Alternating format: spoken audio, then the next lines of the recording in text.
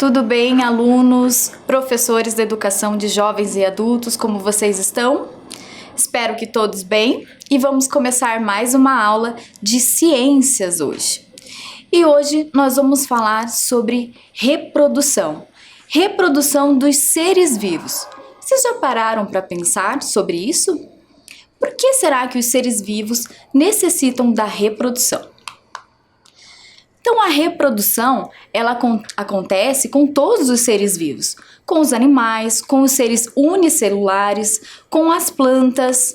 Aqui nós vamos ver também ali, um exemplo de esponjas do mar. Então, são da família dos quinidários, lá das águas-vivas, das caravelas e dos corais. E ali também nós colocamos mais um exemplar de animal entre as aves. Então, cada reprodução acontece de uma forma e modalidade diferente.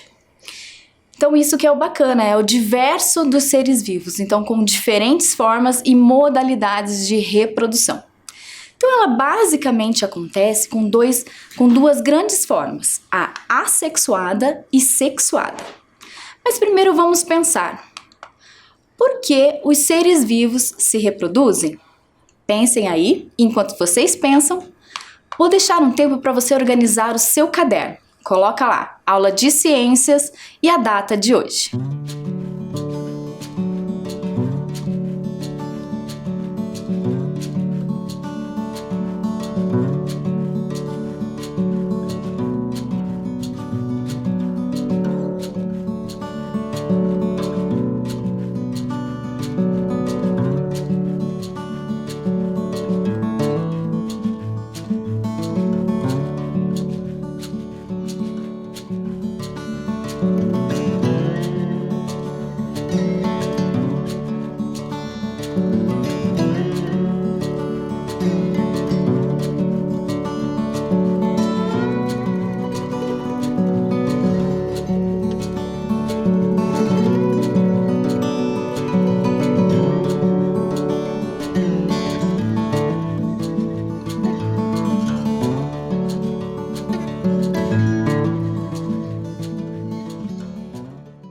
Então, anotaram aí? Então, nossa primeira questão, vamos colocar lá.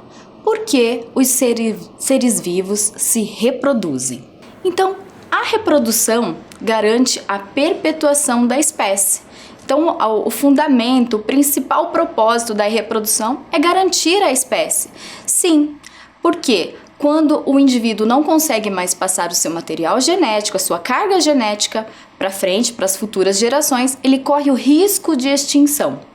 Então, por isso que a gente escuta falar sobre alguns animais que entram nesse risco de extinção e até de animais que foram extintos, pois a sua reprodução não foi mais possível, às vezes por motivos ambientais, outros por motivos genéticos mesmo, por mutações em que aquele ser não conseguiu mais se adaptar ao meio ambiente. Então, a principal causa, o principal motivo da reprodução é a perpetuação da espécie, perpetuação. Então, a passagem da carga genética, do material genético daquela espécie de geração em geração. Então, como será que a gente pode responder a nossa pergunta? Então, vejam lá. Por que os seres vivos se reproduzem? A reprodução garante a perpetuação da espécie. Vou esperar vocês anotarem e a gente já volta.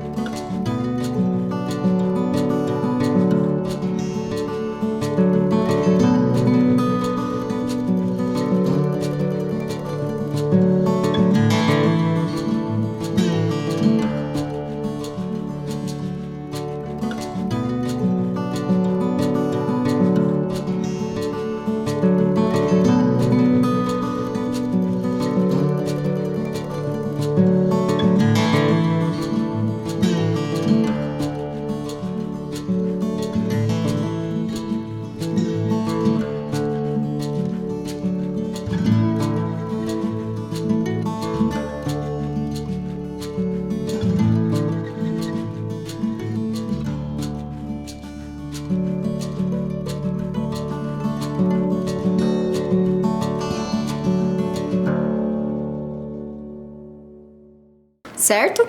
Então conferiram lá? Então só para a gente entender melhor o que quer dizer essa perpetuação. Então é tornar-se eterno, né? Preservar aquela espécie. Então manter a espécie, ok?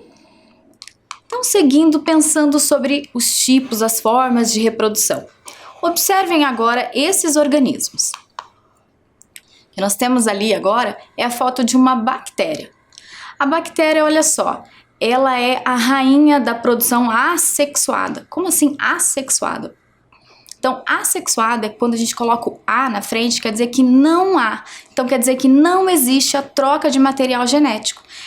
Essa reprodução pode acontecer sem a necessidade dessa troca de material genético. Então, a bactéria, por exemplo, não tem bactéria macho, bactéria fêmea. Ela pode se reproduzir das duas formas, de forma sexuada ou assexuada. Mas quando ela se reproduz na forma assexuada, quer dizer, sem troca de material genético, ela se reproduz através da divisão binária. Quer dizer, então, que ela tem uma célula-mãe, o controle ali da sua carga genética, e a partir daquela célula-mãe ela vai criar uma nova célula, um novo indivíduo. Que na verdade aquele indivíduo vai ser uma cópia dela, a célula filha, a cópia daquela que já existe. Então, as bactérias são bastante comuns, mas com essa forma de reprodução, na forma assexuada. Inclusive, se ela tiver o ambiente adequado, ela se reproduz mais rapidamente. Então, nesse formato assexuado, as vantagens que esses seres vivos apresentam é que ela pode ser uma reprodução mais rápida, não necessita encontrar um parceiro, um par, para se reproduzir, e ela vai continuar levando a carga genética desses seres vivos, quer dizer, continua perpetuando a espécie. Que outras formas de reprodução assexuada acontecem entre os seres vivos? Olha só, essa é a foto de uma planta. Como que ocorre, então, a reprodução entre as plantas? Então, algumas plantas também se reproduzem pelo modo de divisão, multiplicação vegetativa. E também acontece uma reprodução assexuada com esse outro animalzinho aí. Parece uma planta, não é? Mas não é, é uma hidra, que também faz parte da família lá que eu falei no começo, dos quinidários, das esponjas, das águas-vivas. A hidra, se reproduz por brotamento. Nós já vamos ver como isso acontece. Então vejam lá a Hora Pronobis, que é a plantinha que nós estávamos vendo ali, que também faz uma reprodução assexuada. Como que é a reprodução de multiplicação vegetativa?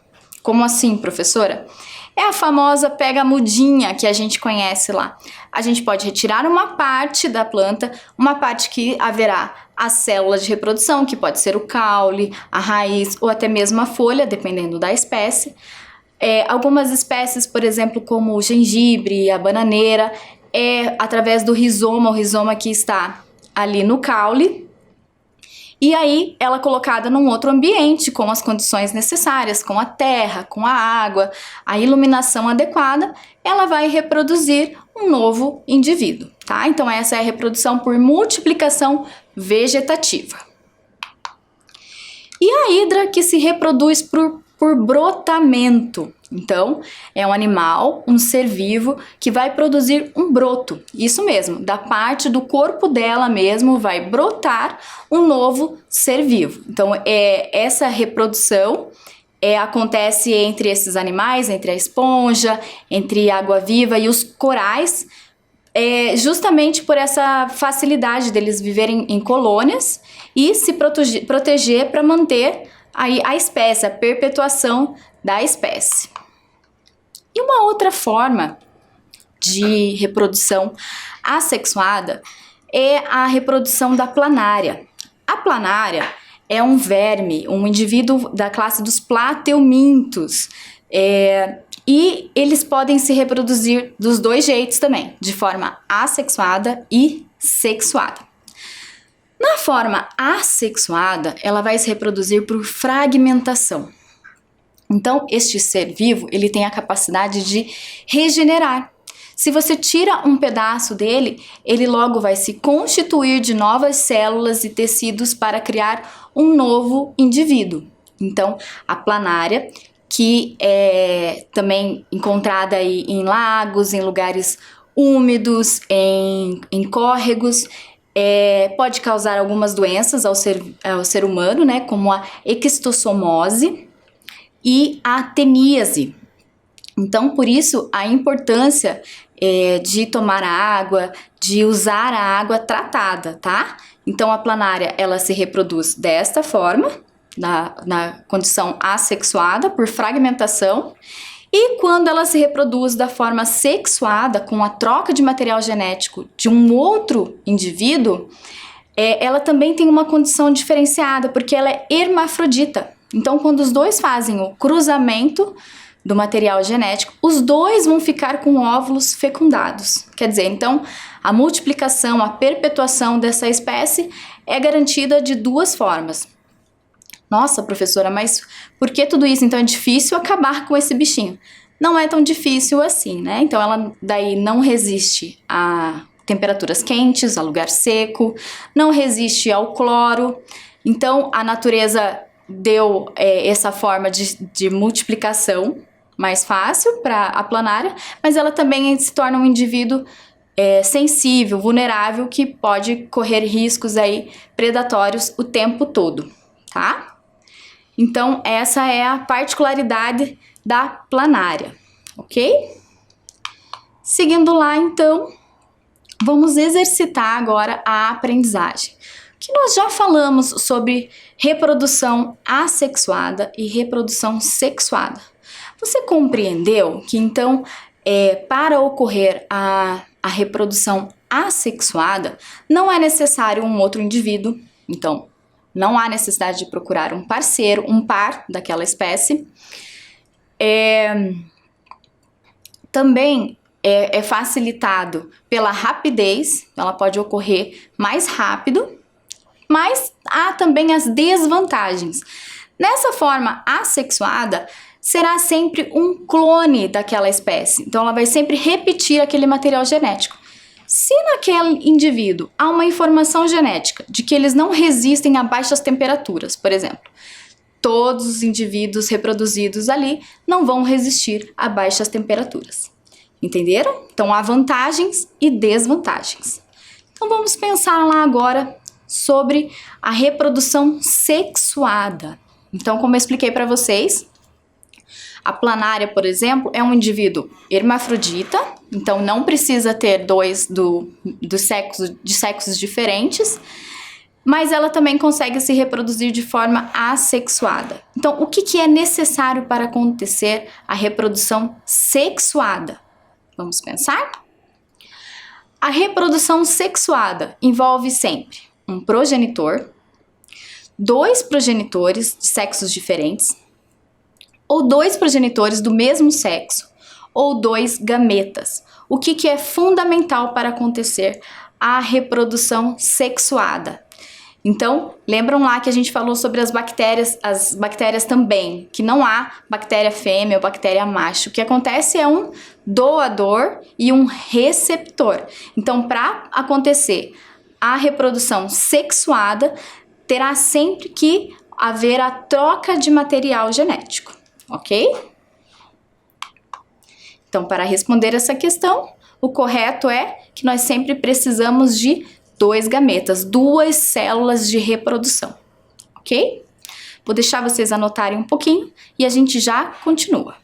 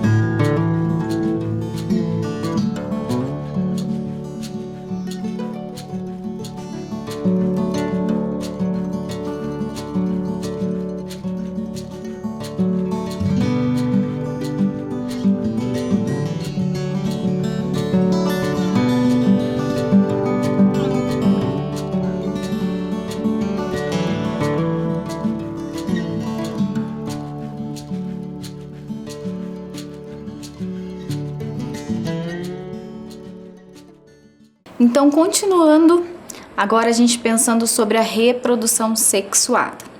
Então, como eu disse, para a reprodução sexuada acontecer, precisa ali ocorrer a troca de material genético. Então, vai precisar das células sexuais. Quais são as células sexuais? Então, são os gametas. O que são os gametas? São as células sexuais que vão levar as informações genéticas de um indivíduo para o outro. E os espermatozoides? Então, os espermatozoides é que serão os mensageiros dessas informações. Os espermatozoides são as células sexuais masculinas. Então, eles vão levar essas informações. Ali a gente pode observar no formato dele que ele tem uma cauda chamada de flagelo, que vai possibilitar o movimento, e ali na ponta o núcleo dele, que é provavelmente onde está a maior parte das informações genéticas que vai ocorrer na troca. Então ali a gente pode ver, olha, o espermatozoide vai em busca do óvulo para ocorrer a fecundação, que através da fecundação é que vai ocorrer a reprodução. Como assim, professora? Bom, a maior informação que se tem dos códigos genéticos está no nosso DNA. Então, essas células vão levar esse código 50% de um indivíduo que fecundará o óvulo com 50% do outro indivíduo, das informações genéticas do outro indivíduo. Por isso, a importância do estudo da genética, né? Como é possível a gente saber dessas informações hoje? Por causa da genética. Então, o mapeamento do nosso DNA. O DNA é feito por metros longos, filamentos de códigos sobre a nossa carga genética. Então, através da fecundação é que ela é levada para reproduzir um novo indivíduo. Como que a gente pode identificar essa carga genética. Então, através da hereditariedade. Como assim a hereditariedade? O que a gente identifica em comum entre os indivíduos. Ah, você tem muito a cara da sua mãe, você tem muito o jeito, características do seu pai. Por quê? Porque houve essa junção de material genético. E às vezes, por que um tem muito mais características da mãe ou muito mais características do pai? Porque nesse mapeamento do código genético, haverá sempre um material predominante, uma genética predominante, e uma recessiva, quer dizer, um que predomina e o outro que vai aceitar mais a predominância do outro. Sabe-se ao certo como isso acontece? Ainda não, há muitos estudos, a genética é muito importante, a ciência é muito importante para isso, para descobrir como tudo isso ocorre. Mas o que se sabe é que a transformação dessas informações, né, que o DNA carrega, passa para o RNA faz essa leitura dessa carga genética e o RNA vai ajudar a produzir as proteínas e o que vai formar os novos tecidos e ali as novas células do novo indivíduo. Então aqui a gente vê o óvulo, então é o gameta de reprodução feminino. E o óvulo no momento da fecundação. Então, como a gente viu, o espermatozoide ele tem todo um corpo e uma habilidade para se movimentar, para chegar até lá. Exatamente, porque a fecundação ela acontece no tubo uterino. Então, para percorrer esse caminho, ele precisa nadar por 2 ou até 7 horas. Então, é mesmo um trabalho, é um espetáculo da vida, a fecundação, a reprodução. E ali a gente pode observar, olha, como as características vão passando de pai para filho, de mãe para filho e acontecendo a perpetuação da espécie. Quando ocorre a fecundação, então aí nós já chamamos essa célula de zigoto ou célula-ovo, que é realmente onde começa a acontecer a multiplicação das células, como eu falei, a leitura do DNA passa para o RNA e o RNA começa a produzir a proteína e as informações para a geração dessa nova vida. Então, essa é um belo exemplo, né? Uma forma de como acontece a reprodução sexuada, que é o nosso tipo de reprodução, a reprodução humana. Então, nós vemos ali uma mãe gestando, né? Uma gestante. E por isso, gente, a importância dos cuidados na gestação. Então, quando essas informações genéticas estão sendo criadas, essa nova vida está acontecendo, se a mãe é submetida a radiações químicas ou alguma interferência muito forte, a quebra nesses códigos. E aí é que pode ocorrer consequências sérias no desenvolvimento dessa criança, dessa nova vida. Então, a reprodução humana. Nossa reprodução, como eu disse, já é sexuada, acontece por meio da troca do material genético. Precisa de outro parceiro, leva um tempo, tem um gasto energético. Então, do ponto de vista da ciência, as vantagens da reprodução assexuada, que ela não precisa gastar energia, não precisa de outro parceiro e ela é muito rápida. Porém, ela só produz clones, só produz indivíduos com carga genética repetida, que podem se tornar vulneráveis a outras condições. Mas, na reprodução sexuada, nós temos aí um gasto energético maior, né? Um gasto energético grande. Precisa encontrar o parceiro para a troca do material genético e ela, daí, como vantagem, ela vai produzir novos indivíduos. Então, ela faz a junção dessa carga genética. Então, a probabilidade de nascer outros indivíduos com resistências a fatores genéticos, mas também de reproduzir ali alergias ou algumas falhas do código genético também ocorre. Porém, esse meio de reprodução garante maior segurança para perpetuação. Então, olhem lá, o momento em que já vai se criar ali o embrião. Então já o óvulo já está preparado para receber o espermatozoide, ocorrer a fecundação e a partir ali nasce o embrião. Então nessa imagem ali a gente pode observar bem as características genéticas que passa de pai para filho, de mãe para filho. Então, como a gente conversou, todo esse material, toda essa leitura do DNA é passado no momento da reprodução e é gerado um novo indivíduo. Ah, professora, mas não são só características físicas, às vezes características comportamentais. Então, tudo isso está envolvido com a carga genética, mas também com o meio em que somos criados, né? Com o meio em que crescemos. Então, alguns hábitos, alguns costumes nós desenvolvemos no convívio, mas cientificamente, biologicamente, o que nós levamos de nossos ancestrais são o DNA, a carga genética das características físicas, inclusive as características imunológicas. Algumas doenças são hereditárias, passam de pai para filho. Então, olha lá. Então, a reprodução sexuada, então a maior vantagem desse tipo de reprodução é a variabilidade genética. E na reprodução assexuada, forma-se um novo indivíduo a partir de um único progenitor. Ok? Então, dando continuidade ao desenvolvimento da vida humana. Então, após o momento de reprodução, desse desenvolvimento do embrião, o ser humano, um ser vivo, como qualquer outro animal, ele vai ter as suas fases, o seu ciclo da vida. Então, a gente pode ver ali, desde o início do bebê, da infância, da adolescência, adulto, até a melhor idade, né? Então, olha assim, ó, só pensando nas fases da vida masculina.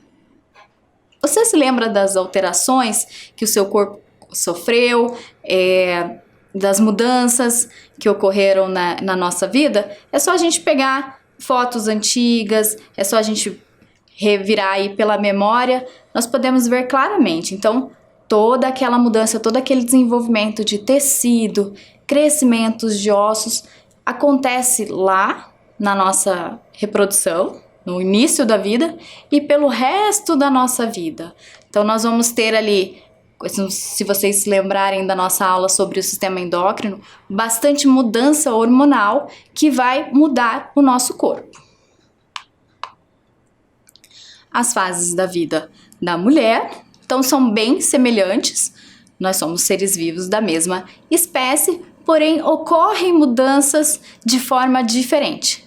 Lembrando, gente, que nós somos seres humanos, então não tem uma forma única para todo mundo. Não é como uma adaptação ou uma atualização do celular, por exemplo, né? Baixou ali, já é uma nova versão. Não é assim. Tudo acontece lentamente, no seu devido tempo e cada um com as suas percepções, ok? Então, quais são as 4 fases da vida? A primeira, a infância. A segunda, a adolescência. A terceira, a fase adulta. E depois, a velhice, ou a melhor idade. Então, qual é o período que determinamos infância? Infância são as pessoas até 12 anos incompletos. Então, da nossa fase lá, desde bebê, da primeira infância, que a gente também chama, ali do 0 aos 2 aninhos, e depois até os 12 anos incompletos. Então, é a fase de desenvolvimento da criança. Então, é muito importante nessa fase também o aleitamento materno, é o principal alimento do bebê para que ele se desenvolva com saúde e dentro, né, do esperado. Então, também aí dentro dessa fase, nós vamos ver as mudanças corporais. Tem a troca de dentição, tem o crescimento mesmo. Então, tudo isso vai acontecendo com o ritmo hormonal de cada indivíduo. Então, a produção de hormônios é que vai delimitar o crescimento, junto com a carga genética que ele já veio escrito lá no seu momento de reprodução. E o crescimento normal da criança, né? A mudança de estatura, mudança de peso, tudo isso é na fase de desenvolvimento do ser humano. Na adolescência, então, o que a gente restringe como adolescência? Pessoas entre 12 e 18 anos de idade. Então, a partir dos 12 ali, lá na infância, eles dizem 12 anos incompleto. Então, a partir dos 13, a criança já é considerada adolescente. Então, ela já tem um entendimento melhor, uma capacidade cognitiva e abstrata maior do que na infância. E as mudanças corporais também aumentam, principalmente nessa fase. Então, aí há um pico muito grande de hormônios e muitas mudanças físicas, além das psicológicas e emocionais. Então, é uma fase de bastante demanda, de bastante gasto energético mesmo, pois ela é fundamental para a nossa vida e para o nosso desenvolvimento.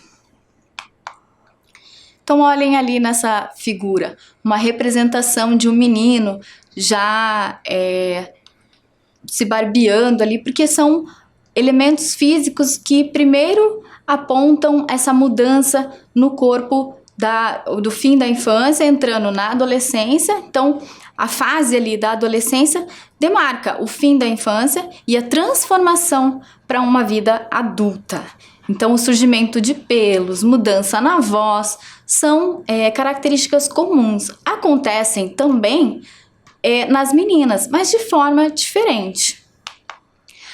As meninas, então, elas vão passar por uma transformação no corpo também, surgimento de pelos, mudança de voz, mas de forma diferente. Há também ali um desequilíbrio hormonal. Às vezes cresce muito rapidamente, às vezes não cresce, às vezes o pé cresce bastante e é perfeitamente normal. É um momento de transformação. Então, como eu disse, nada rápido, é um período ali dos 13 aos 18 anos que essas mudanças vão ocorrendo gradativamente.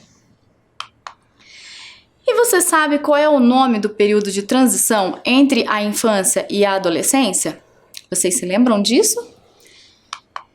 Essa fase nós chamamos de puberdade. Exatamente assim, porque é o momento da transformação.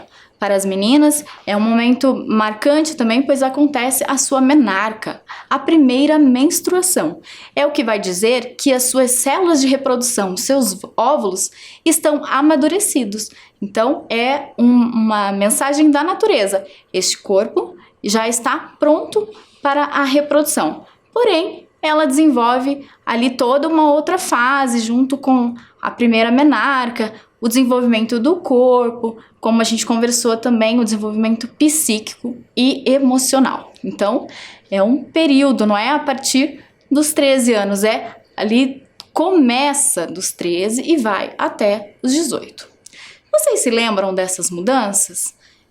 Há fases na vida que nos marcam muito e, como também fisicamente, começam a mudar as responsabilidades. Então, o adolescente já tem consciência dos seus atos, já pode, inclusive, a partir dos 16 anos, votar.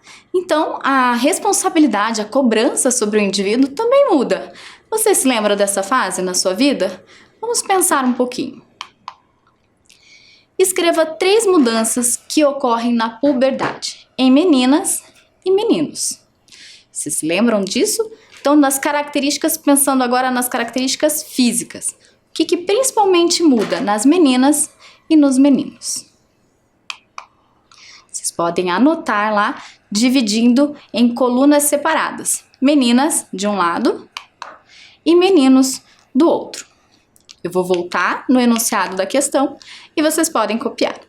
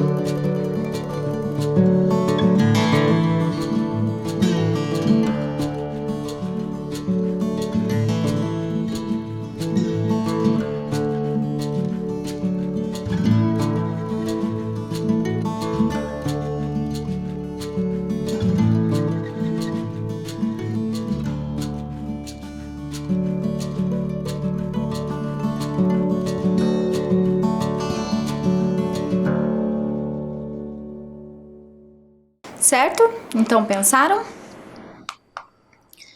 Então, lembrando sobre as características físicas dessa fase. Então, há uma ação hormonal muito grande, uma carga hormonal bem grande. Então, nos meninos, é fácil de identificar um crescimento muito rápido, um odor axilar, quer dizer, eles já estão ali com os feromônios em andamento, então exala esse odor. Acne, surgimento de acne, espinhas no rosto e em outras partes do corpo, pelos pubianos ou axilares, então os pelos que começam a surgir no corpo, mudança da voz e aumento dos testículos. Então, nos meninos, o que vai dizer que eles estão se preparando, quase prontos aí para a reprodução, é esse aumento também ali dos testículos, que vai produzir e armazenar as células sexuais, ok? E nas meninas? Então, bem parecido lá, iguais praticamente, pouca coisa que muda, olha, um crescimento muito rápido também, então ali alguma mudança no corpo da menina, o odor axilar, a acne, as espinhas, os pelos pubianos e axilares, o crescimento mamário, então o surgimento das mamas, como a gente comentou, após a menarca, a primeira menstruação, o corpo da mulher se prepara para a reprodução, então o surgimento das mamas é o crescimento para poder amamentar um futuro indivíduo. E a primeira menstruação. Então, são características físicas bem visíveis dessa transformação do indivíduo, do crescimento nas fases da vida do ser humano. Ok? Por hoje a nossa aula vai ficando por aqui. Espero vocês na próxima. Um abraço e até logo!